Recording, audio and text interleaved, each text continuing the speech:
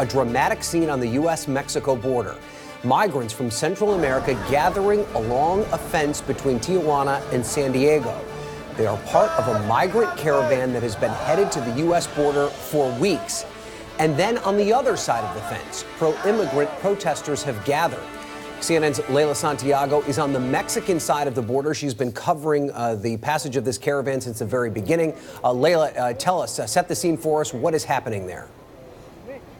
Right, I want to show you exactly what's happening behind me. You can see on this side there are quite a few of people from the caravan that has arrived here to the U.S.-Mexico border. They sort of had this rally of sorts in which they were cheering. For them, this is a great sense of accomplishment. We did see many of them climb the fence. They did not cross. They simply stood there. And then on the other side, on the San Diego side of the border, there were supporters there as well cheering. We heard many of them chant, "We are not criminals. We are migrants wanting to work, wanting a better life." Many of them have talked about the violence that they are fleeing in Central America. Now, we have been following the story of one woman in particular. Her name is Gabriela Hernandez, and she's with me right now. I want to just kind of get her perspective as to how they're feeling right now. This is Gabriela, this is Jonathan, her 2-year-old son. Gabriela, ¿cómo te sientes en este momento ver que estás tan cerca a los Estados Unidos? Pues la verdad que me siento bien alegre y a la vez nerviosa, miedo de todo me pegado. So I asked her how she feels seeing that after more than a month of a journey that has been very tough for her, seeing the U.S. on the other side. She said that she's very happy, but also very nervous, even fearful of what could be to come when she turns herself in. Así que el plan ahora mismo, I'm going to ask her, what now? What is she going to do? ¿Qué vas a hacer ahora? Pues esperar y confiar en Dios de que no nos rechacen y que nos dejen pasar. She says that her plan now is to wait and pray to God that she is not rejected at the U.S.-Mexico border. I'm going to ask her a key question so that everyone can sort of understand. Why is she fleeing? What is this about? Para que la gente entiendan, ¿por qué te fuiste de Honduras?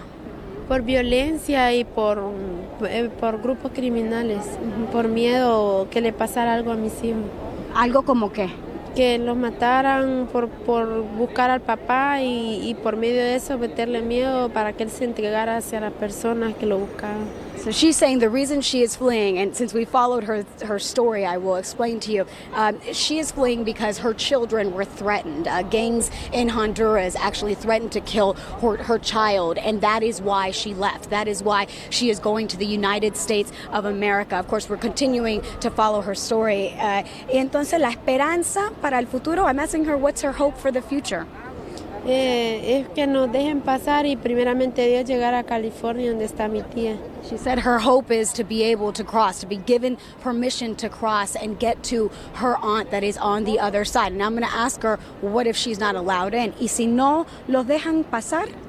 Ese es un miedo del que tengo, de que no nos vayan a dejar pasar y yo no puedo volver a mi país. Ahí sí no sé qué pasaría, la verdad. So she said that's her greatest fear, that she won't be able to leave because she says she can't go back to her country. Gabriela, muchas gracias. I want to explain to you what sort of the process is in going to the U.S. What this group will be doing, a group of about 100 to 200 migrants with this caravan, they plan to go to the port of entry and turn themselves in to seek asylum. I want to be very clear. That is a legal process. That is the legal way to do it. This group has been criticized by many for illegal actions. This group in particular, they plan to do this the legal way. Gabriela has even said that that is very important to her, to go to the United States in a legal manner seeking asylum. Now, many of the people in this caravan have also opted to stay in Mexico. They are seeking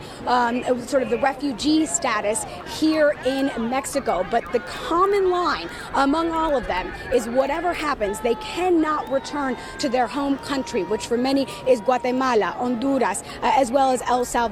Central Americans who say if they go back, their life could be threatened.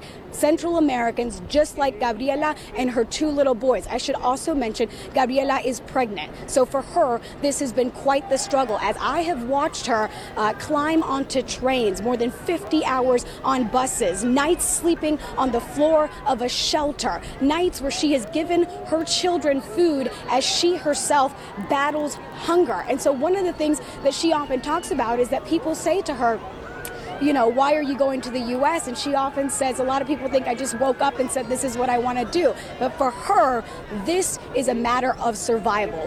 What will happen in a matter of hours when they go to the port of entry seeking asylum is the big question. What will the United States permit? Already we have heard the Attorney General as well as the President and Department of Homeland Security say that they plan to send a lot more attorneys, have judges on hand to be able to adjudicate these cases, to be able to process them quickly. But that uncertainty is still very much alive and creating the fear for these migrants, just like Gabriela.